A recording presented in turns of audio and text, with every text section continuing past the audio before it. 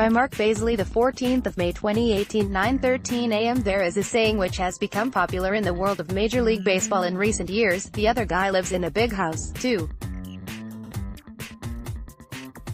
True, there are perhaps not many, if any, players in the Betfred Championship who do, in fact, live in big houses, but the point behind it still stands, that your opponents are at this level because they are pretty good as well.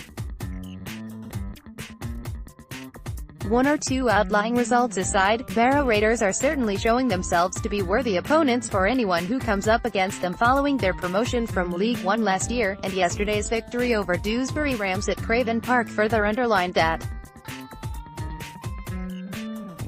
After all, who would have predicted beforehand they would run up 58 points against one of the more established part-time teams in the division, even with their impressive home record over the past 2 years and the Rams seemingly in free fall on the back of 9 straight losses.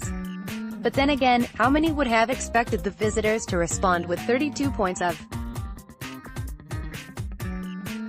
their own, a tally which, on the road especially, would normally be enough to secure a victory?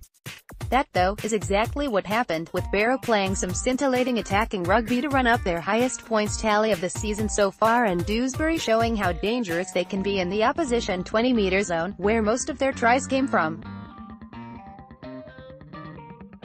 Not that Raiders head coach Paul Crary will lose too much sleep over how the Rams managed to rally somewhat after 4 tries in the space of 9 minutes from the hosts early in the second half had all but killed off this encounter as a contest, though.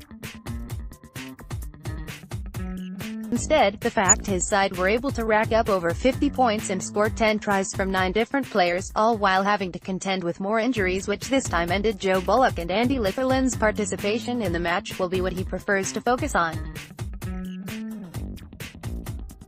Perhaps then, a different maxim from the world of American sport applies here, that of late head coach and owner of the Oakland Raiders, Al Davis: just win, baby.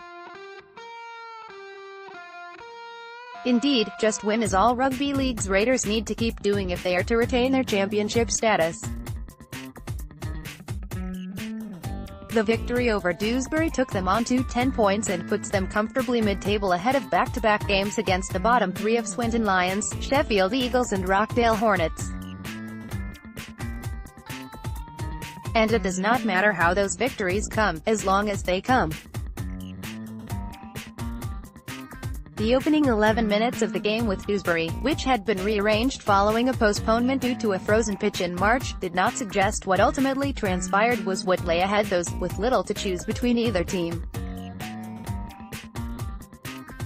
That was until a penalty following a high tackle on Martin Aspinwall allowed Barrow to gain some ascendancy and finished with Nathan Mossop setting up Bullock to power over for the opening try, followed by Jamie Dallimore kicking the first of 9 successful conversions.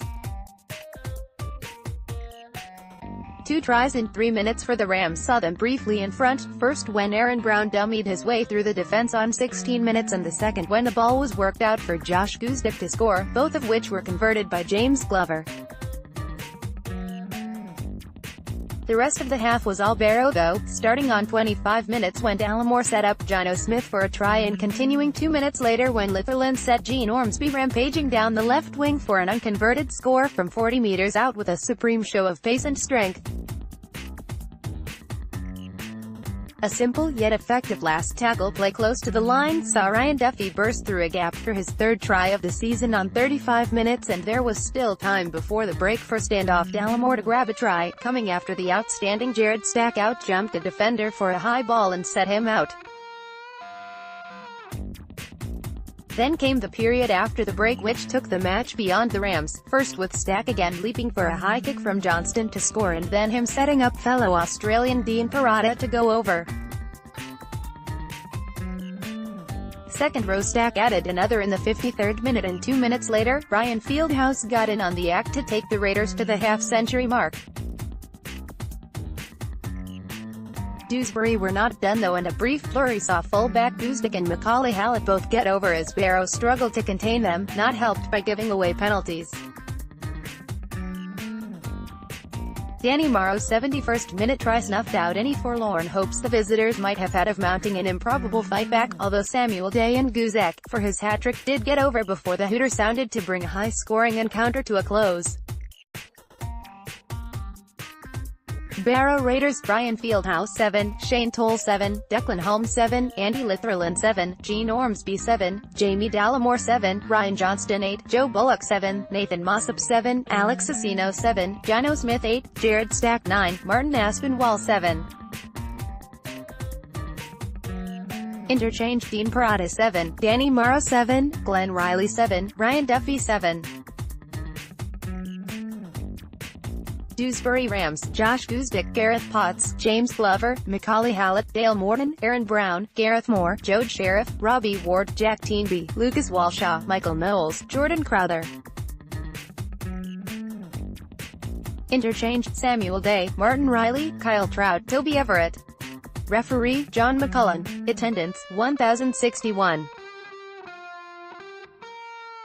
Back, 11 Bullock try, Dallimore Conva, 6-0, 16 Brown try, Glover Conva, 6-6, 19 Guzdick try, Glover Conva, 6-12, 25 Smith try, Dallimore Conva, 12-12, 27 Ormsby try, 16-12, 35 Duffy try, Dallimore Conva, 22-12, 38 Dallimore try and Conva, 28-12, 46 Stack try, Dallimore Conva, 34-12, 48 Parada try, Dallimore Conva, 40-12, 53 Stack try, Dallimore Conva, 46-12, 55 Fieldhouse try, Dallimore Conva, 52-12, 58 Guzdick try, 52-16, 64 Hallett try, Glover Conva, 52-22, 71 Morrow try, Dallimore Conva, 58-22, 73 Day try, Glover Conva, 58-28, 78 Guzdick try, 58-32.